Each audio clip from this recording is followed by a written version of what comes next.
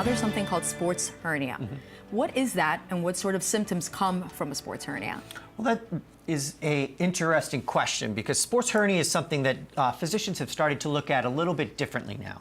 So again, if we look at our biodigital model, a sports hernia, your typical hernia is when you have, basically part of your insides are coming out. So, that's your typical hernia when we talk about that. And whether it's in the midline or an inguinal hernia or whatever, that's a hernia in the classic sense. A sports hernia, looking at your biodigital, is where you start to have, it's basically damage to these muscles here where they attach to the canal and then down to the pubic bone here.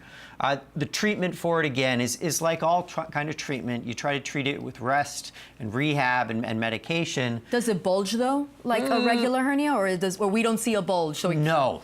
So it's not the kind of thing where you go to your doctor and the doctor says, bear down, and you see something kind of pop up. This is something that's usually pain, and it's pain that's it's related to actual activity. So in terms of a baseball player, what causes, where does the sports hernia come from? What kind of activity?